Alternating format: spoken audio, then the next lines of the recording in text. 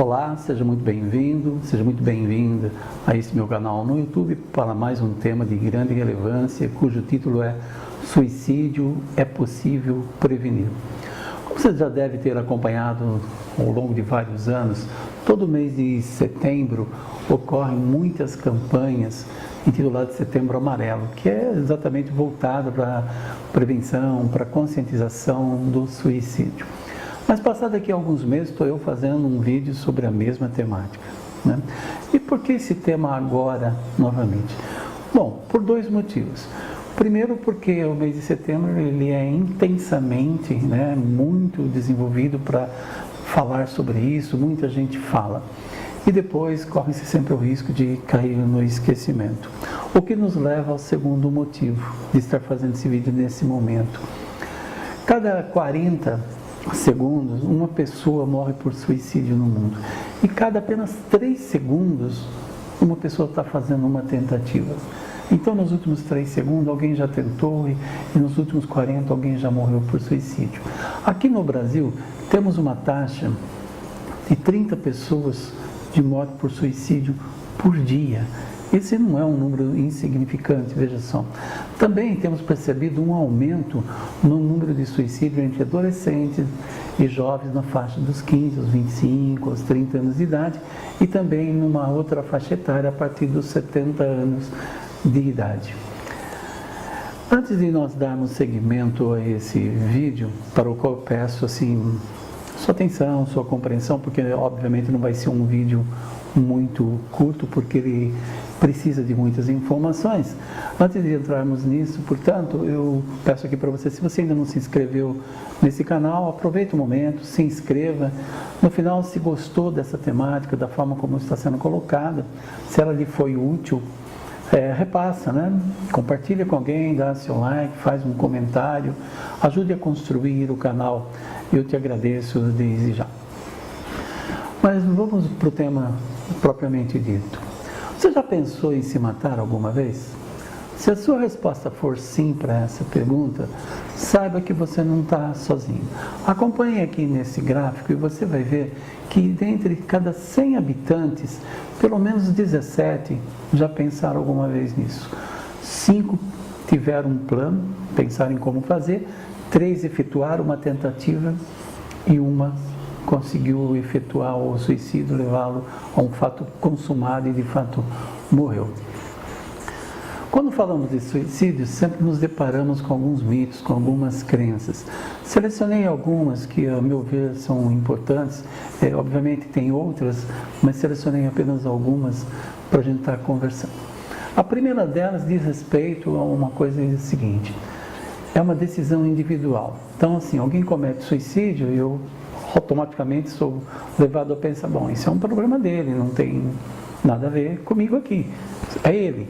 Mesmo dentro de uma família, muitas vezes somos levados a pensar que o suicídio de alguém da nossa família é um problema individual. Na verdade, não. O suicídio é sempre construído no coletivo. É uma história que vai sendo lentamente e gradualmente construída aos poucos, através de relacionamentos frustrados, decepções que não sabemos lidar, dificuldades com a nossa capacidade de resolução de problema. Então, o que a gente percebe que na verdade é uma decisão de coletivo, uma decisão que envolve muito o social, Um segundo mito diz o seguinte: pensou em suicídio, risco para o resto da vida. Bom, pode ser verdade, mas também pode não ser. Por quê? Porque a vida é dinâmica, você pode desenvolver habilidades de resolução, você pode gostar muito da vida e não pensar mais em suicídio. Então, na verdade, não é um risco para o resto da vida. Depende de como você vai lidar, de como você vai fazer com tudo isso. Um terceiro muito propagado, um mito, é que diz assim: quem ameaça não faz. Eu trago aqui uma reflexão num outro ponto. Acredite, quem ameaça pode fazer. Nem todos farão, mas alguns fazem.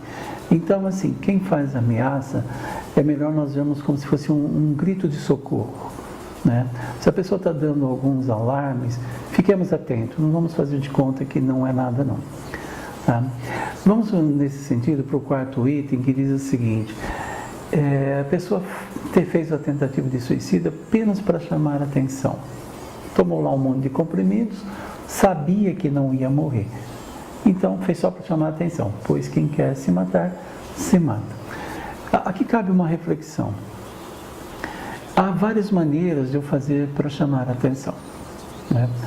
E é pouco provável que eu me utilize uma que me traga danos ruins, né, para o meu corpo, principalmente porque eu vou estar me machucando, vou estar me ferindo e ao mesmo tempo não vou me matar. Então assim, eu vou quase à morte para chamar a atenção de alguém. Então é um prejuízo muito grande. Então devemos pensar provavelmente que não se trata de um chamar a atenção, mas tem aí também não só um grito de socorro embutido como no mito anterior, mas também tem um pouco dos das nossas desesperanças, das nossas decepções, tudo ali embutido. Se uma pessoa sobrevive a uma tentativa de suicídio, ela está fora de perigo? Algumas pessoas acreditam, no entanto, esse é um grande fator de risco para uma segunda tentativa ou uma terceira até que acabe dando certo e a pessoa morra de fato. Então, não, quando ocorre uma tentativa de suicídio, precisamos ficar duplamente alertas. Um último mito que eu gostaria de estar trazendo diz assim, que suicídios ocorrem sem avisos. Se você observar, você vai ver que há muitos sinais de alerta nas tentativas de suicídio e nos suicídios de fato consumados. Costuma-se verificar que quando uma pessoa fez uma tentativa de suicídio, você faz um levantamento, uma pesquisa médica de consultas, por exemplo, você vai observar que muitas dessas pessoas nos últimos 6 meses estiveram em consulta com algum médico, mas não foi lá para consultar falando sobre isto, foi lá para outro tipo de queixa e isso passou despercebido. No entanto, existem muitos sinais de alerta que nós podemos estar atentando e ficando, portanto, alerta no sentido de fazer algo, não é? Então vamos ao primeiro. Uma pessoa comumente feliz, de repente se envolve numa grande tristeza, né, uma tristeza excessiva, começa a se isolar e você percebe que alguma coisa não está mais caminhando bem.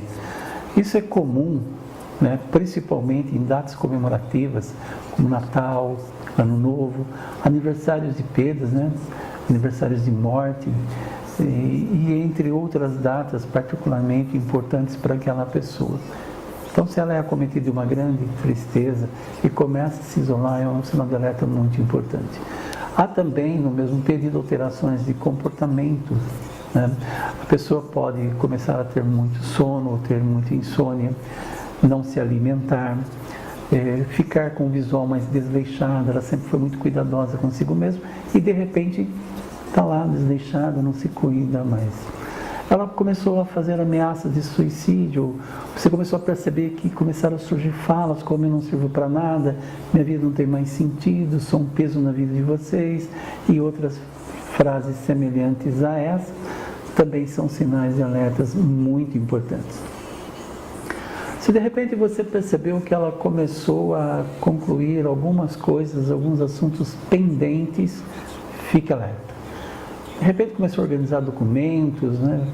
Faz lá até mesmo um testamento, vai visitar algumas pessoas que faz tempo que não visita, faz uma carta de despedida, tá?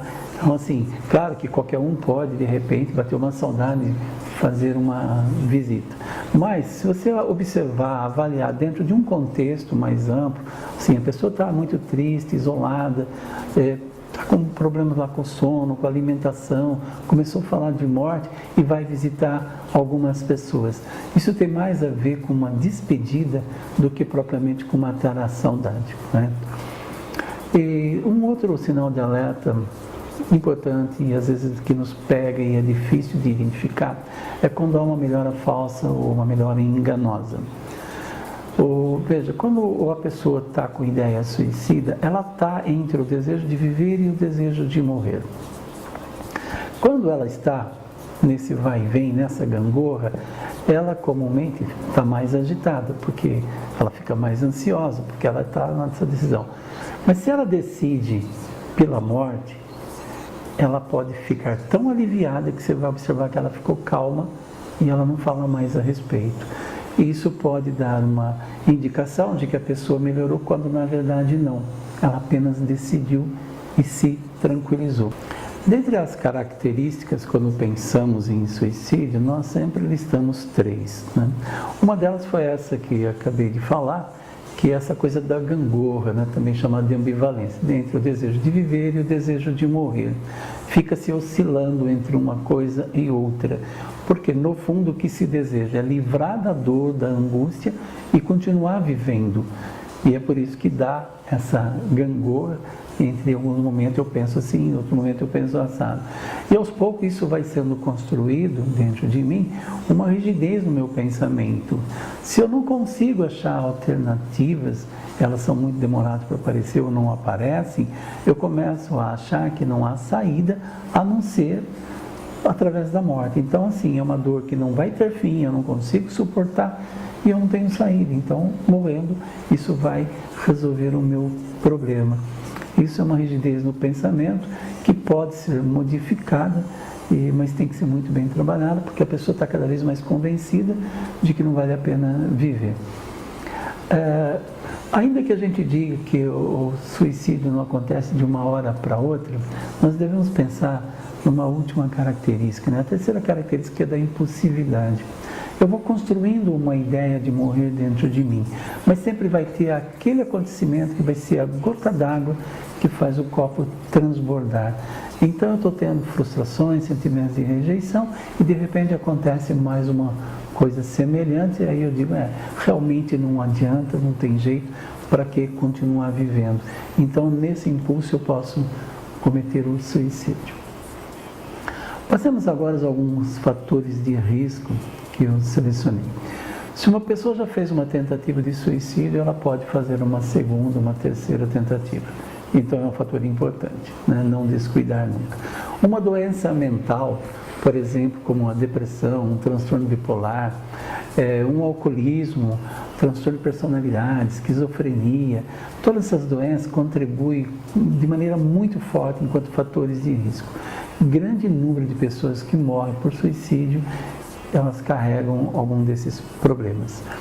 Doenças não psiquiátricas como HIV, câncer, Parkinson, esclerose, AVC, também são fatores de risco muito importantes. Pensa, por exemplo, uma pessoa, um jovem de 14, 15 anos que se descobre esquizofrênico. Aí ele fica pensando na vida que ele tem pela frente e ele fala, nossa, que perspectiva eu tenho. Então isso pode lhe pesar de uma maneira tão angustiante que ele possa estar buscando o suicídio como resolução para aquele momento. Algumas situações que ocorrem na infância e na adolescência, elas podem ser tão marcantes que podem levar a pessoa ao suicídio. A gente sabe, principalmente na adolescência, que existe toda uma carga hormonal muito forte que desestabiliza e deixa o adolescente mais sensível e mais fragilizado, ao mesmo tempo que ele luta para ser forte e parecer poderoso. Mas veja, o bullying, o cyberbullying, muito pior ainda do que o bullying, né? Porque o cyberbullying, o controle, ele se perde totalmente, ele vai para muito longe, né? Via internet. Então, assim, esse tipo de situação pode ser de tal maneira grave que a pessoa não encontre saída, não tenha estrutura de enfrentamento. Então, algumas situações, alguns eventos como esse que ocorrem numa infância, numa adolescência, pode ser muito problemático, é um fator de risco importante. Se tiver também histórico de familiar de suicídio, de tentativa na família, também é um fator a ser considerado. Há outros fatores, por exemplo, como os sociais, né? Quando a pessoa tem poucos laços sociais. Né? Não falo aqui do introvertido, que tem pouco, mas bons laços sociais. Pessoas que gostariam de estar com as pessoas, mas não conseguem, então ela tem muitos poucos laços sociais e tem um sofrimento por isso. O próprio desemprego também é um fator de risco, e muitas vezes, porque nós sabemos o quanto que a questão econômica nos é importante, né? Aposentados que de repente se vê perdido numa vida sem utilidade, porque sempre foram úteis, trabalharam e agora não tem mais nada, né, no seu salário do mês, mas não consegue preencher o seu tempo. Problemas familiares intensos, né?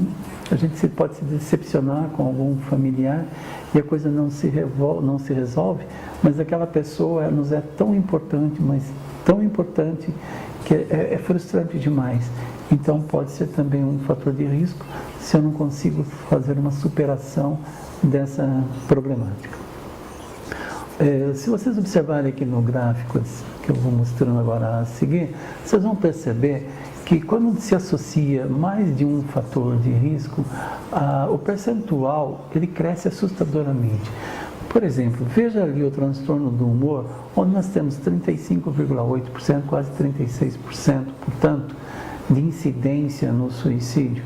Se você juntá-lo com o uso de uma substância psicoativa, pode ser qualquer tipo de droga, um álcool, qualquer coisa assim, nós vamos chegar quase a 60%, né, de risco de suicídio. Então, assim, uma associação de mais de um fator é uma coisa muito preocupante. Temos os fatores de riscos, né, mas temos também fatores de proteção. E um dos mais importantes é você estar sempre trabalhando a sua autoestima, que é uma coisa diferente de você ser uma pessoa egoísta, né? Quando você é uma pessoa egoísta, não se trata de uma boa autoestima, se trata de egoísmo, obviamente, né? Mesmo porque práticas altruístas, onde eu faço algum bem sem esperar retorno, eleva a minha autoestima sobremaneira. Então, assim, a autoestima é uma coisa que eu vou construindo dentro de mim, eu vou me amando e amando os outros também.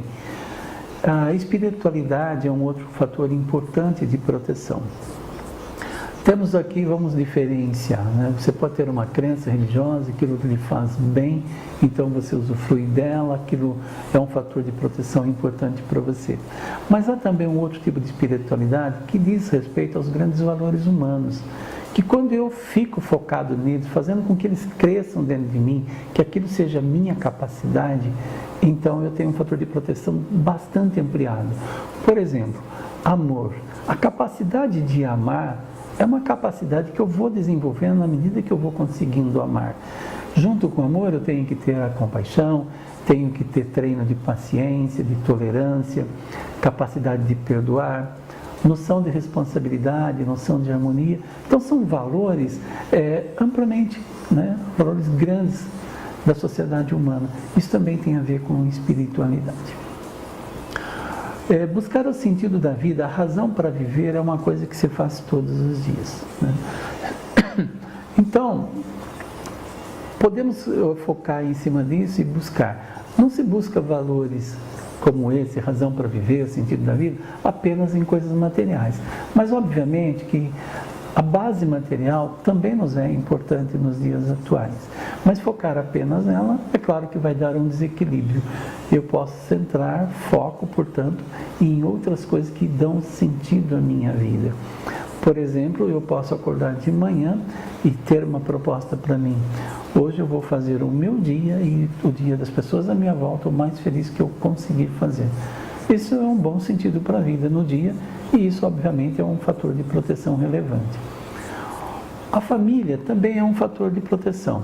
Ainda que nós sabemos assim, que há uma desestrutura cada vez mais progressiva e alarmante no seio das famílias, a família ainda é um local de segurança e de proteção.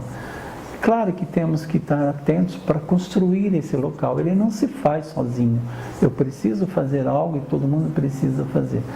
Não importa se o outro também não está fazendo, mas a minha parte eu vou ter que fazer. E quando eu faço, eu posso também servir como modelo. Então, um bom suporte familiar é extremamente protetivo. Tem uma coisa, né, um fator de proteção que começa na infância, que é a capacidade de resolução dos problemas. Haja visto assim, que nós estamos enfrentando uma certa dificuldade nesse campo. Tudo muito simples, tudo muito resumido, tudo muito fácil, sem ter que pensar. Estou falando das nossas crianças que estão diante de celulares, de estudos cada vez mais condensados e resumidos, onde a capacidade de pensar fica sendo uma coisa supérflua e superficial. Então, à medida que eu não mais me proponho a desenvolver a minha capacidade de resolução de problemas, eu tenho uma perda de fator de proteção extremamente importante. Então, como fazer? Ajudar as crianças a ficar atentas em como resolver problemas. Vamos relembrar uma coisa dita anteriormente, que é a rigidez de pensamento. Então, para recordar, uma pessoa que entra num túnel onde ela não vê saída, né, um túnel escuro, sem luz, sem nenhuma saída, não enxerga nada, a não ser morrer, ela está com uma dificuldade de se organizar a nível de pensamento, por causa dessa rigidez mesmo, né, de não conseguir pensar alternativas. Então, quando estamos com uma pessoa assim, é extremamente importante que a gente não desqualifique o sofrimento. E o que vem a ser isso, né? É que, de repente, a pessoa me fala que quer se matar e eu desconsidero. Faço de conta que é uma coisa irrelevante, que é uma bobagem, está falando por falar. Então, assim, considerem qualquer tentativa ou intenção, por mais ingênua que seja, que se mostre, como um fato relevante. Dê valor, valorize esse sofrimento. Uma outra questão importante é a impotência. Isso dá uma frustração e dá uma raiva imensa.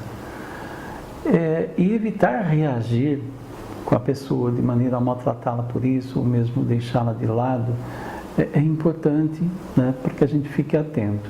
Por quê? Ela está impotente diante da sua dor, diante da sua angústia. E ela te fará impotente também. De que maneira? Fazendo com que você não consiga ajudá-la. Aí você despende um monte de esforços e diz assim, você não quer nada. Se você não quer nada, eu não vou te ajudar então.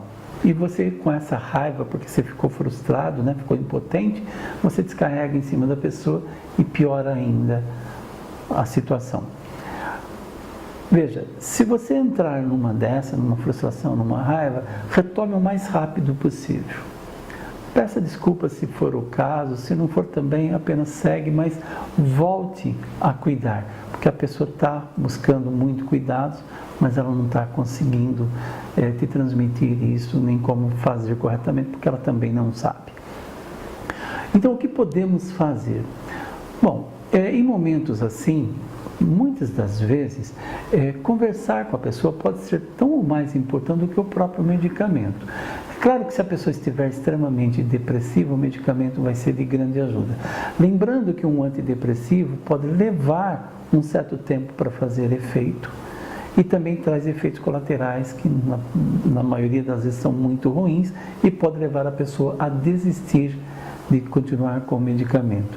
Por quê? Porque demora e porque tem efeito colateral. Ouvir e entender por que a pessoa está buscando a morte é uma boa saída, porque ela precisa conversar e à medida que ela conversa, isso pode ajudar. E não tenha receio de investigar sobre a ideia suicida. Tente descobrir, sim, se ela apenas pensa, se ela tem plano, tem alguma data, o que ela pretende fazer, de que jeito ela vai fazer. Então, o que comunicar e o que não comunicar numa conversa entre elas. Ouvir atentamente e ficar calmo. Isso também, obviamente, leva, né, a ter uma atitude de não ficar interrompendo muito frequentemente. Se você não está calmo, você entra em desespero, você fica ansioso e você quer interromper, você quer ajudar. Não, você tem que ouvir. E ouvir sem se chocar e sem ficar extremamente emocionado. Ouça com calma, procure entender os sentimentos dela, o que ela está pensando a respeito, né? E expresse respeito por essa opinião, por esse momento onde ela está. Converse honestamente, de maneira autêntica, de maneira verdadeira, né? Não menospreze, não a despreze, assim, olha, agora não dá, eu estou ocupado, depois a gente conversa. Não, evita isso, acha um tempo, é muito importante, você pode estar salvando uma vida nesta hora, né? Isso é extremamente edificante. Então, assim, reserve um tempo, um lugar reservado mesmo para que possa estar conversando. Não faça comentários invasivos, desnecessários, só por curiosidade, e nem rebaixe a pessoa a um grau de inferioridade. Ela já está muito fragilizada, ela não precisa disso daí. Mas mostre sim sua preocupação, seu cuidado, né, sua afeição, e focalize principalmente nos sentimentos dessa pessoa. Vocês vão ver o seguinte, que quando nós pensamos em suicídio, nós pensamos em 3 níveis, de baixo, médio e alto risco. No baixo risco, a pessoa teve pensamento, mas nem fez plano. Então, assim, ela só está falando, eu não consigo mais continuar, eu gostaria de estar morto, mas não tem nenhum plano. Então, assim, converse sobre os sentimentos, sobre esses desejos, o que está rolando na cabeça, faça a pessoa falar, principalmente sobre como ela resolveu outras situações, porque aí ela vai achando alternativa. Vai sempre focalizando nas questões, nas forças mais positivas daquela pessoa lá. No médio risco, a pessoa chega a ter um plano, mas ela não tem uma data. Então, nesse momento, também vamos acolher, obviamente, né? E vamos fazê-la falar. Quando a gente focaliza possibilidades e alternativas, a pessoa ela pode sim encontrar alguma coisa, porque ela ainda não pensou. Conversar sobre esse desejo de viver e morrer, até que a pessoa se fortaleça no desejo de viver, que ele fique mais forte, que ele se sobreponha ao outro. Porque sempre há alternativas, correto? Agora, quando uma pessoa já está no nível 3, que é o alto risco, aí a gente tem alguns fatos que complicam um pouco. Então, quando uma pessoa está nesse nível, não a deixe sozinha, tá? É muito perigoso. Por quê? Porque ela não tem só uma ideia, ela já tem o plano, ela sabe como vai fazer e já sabe até quando vai ser feito e de que jeito. Então, tudo isso vai acontecer. Então, nós não vamos vacilar numa hora tão importante como essa, correto? Então, assim, não a deixe sozinha, retire de perto tudo que você achar que possa levar a pessoa, né, a fazer uma tentativa, como medicamentos, né, principalmente os ansiolíticos. De repente você tem álcool em casa, você tem inseticida, facas, armas, tudo isso deve ser retirado de uma maneira assim, pode ser sutil, delicado ou não, mas assim, tem que retirar, porque isso pode servir, né, para a pessoa, né? De repente você deixa lá uma corda, por exemplo, e olha, como assim, né? A pessoa pensa em se matar e a gente dá essas bobeadas, porque às vezes a gente também não prestou atenção. Entra em contato com alguém da saúde mental, com um médico, um psicólogo, sendo necessário, vá até um hospital para uma consulta, se possível, leve de ambulância, porque ela tem todos os recursos necessários. Nós sabemos que muitas vezes a ambulância é muito complicado de conseguir. Se ela é complicada de conseguir, você tem que ir de carro, não vá sozinho com a pessoa. Coloque a pessoa com ideia suicida no banco de trás e pede para mais alguém ir junto no banco de trás também, de forma a garantir que a pessoa não abra a porta e se atire do carro. Se a família também não estiver sabendo, ela tem que saber imediatamente, porque ela tem que vir dar socorro e dar apoio. Uma última questão relacionada algo chamado pós-venção, que é um período de ajustamento após uma tentativa ou um suicídio consumado. Vamos lembrar que quando ocorre uma tentativa, além da pessoa que fez a tentativa, temos familiares e amigos em torno dela que estão sofrendo com a mesma situação, que vivem um certo desespero, uma certa angústia.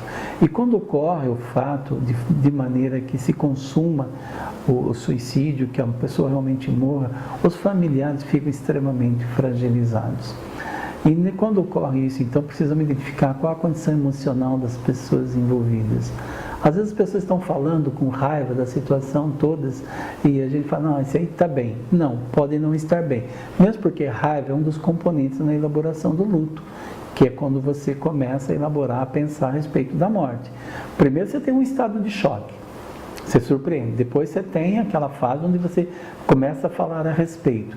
E essa é uma questão importante. Por quê? Porque familiares, principalmente, ou amigos, têm um tipo de ouvido com tempo limitado, né? Então é um tempo determinado. Eles vão te ouvir por um tempo. Depois disso, a paciência acabou. Então, às vezes é importante procurar um psicólogo para estar continuando isso, até principalmente para elaborar melhor essa perda, para discutir mais a fundo isso por um longo tempo. Porque às vezes uma semana, 2, em geral, não é suficiente para se elaborar uma perda como essa, correto? Depois, então, dessa fase de falar, tem aí um período depressivo. Lógico que os componentes, né, essas fases, elas se misturam, não vem uma após a outra. Pode vir uma, vem a outra, depois reveza e troca outra vez. Então, assim, mas sempre vem um período depressivo. Uma culpa, né, ela também pode acontecer, e em geral acontece no suicídio, porque a gente sempre vai se perguntar: o que faltou, por que eu não percebi, quando a pessoa disse aquilo, por que eu não atentei, e eu fico remoendo, então, esses pensamentos. A preocupação, obviamente, com a perda, porque você agora vai ter que se virar, vai ter que lidar com coisas, né? Por exemplo, se você é aquela pessoa no casal que não cuidava das contas e agora vai ter que cuidar, bom, agora você vai ter que se virar e aprender meio no atropelo. E tem também um momento de raiva que pode se misturar nas várias fases, mas a raiva, ela nos ajuda a sair do luto, a sair da morte, né? Curiosamente. Então, assim, tem aí os componentes onde as pessoas podem estar passando, e em todas essas fases elas precisam de cuidados. Estou colocando aqui agora na tela para vocês uma alternativa, né? Se você está com algum problema, se você não quer conversar com nenhuma pessoa conhecida, se não quer procurar um profissional da área, liga para o CVV, né? Eles são pessoas treinadas, né? E estão lá exatamente para te ouvir. Então, assim, tem cidades que não funcionam 24 horas e tem cidades que sim. Procura ligar, né, esse telefone 141, tem cidades que têm telefones específicos, veja na tua cidade se existe alguma coisa, mas não deixe de fazer contato. Se você não conseguir, procure outra pessoa, alguém da família, um amigo, um médium, um psicólogo, mas faça alguma coisa, porque a alternativa existe sim. Nós vamos fechando o vídeo agora por aqui, né, e concluindo. Se você ainda não se inscreveu, aproveita para se inscrever nesse momento. Se gostou, deixa o seu like, compartilha a informação se achou que ela é importante e possa servir para mais alguém. Tá? Muito obrigado, até breve, obrigado pela paciência, pela sua atenção. Até mais.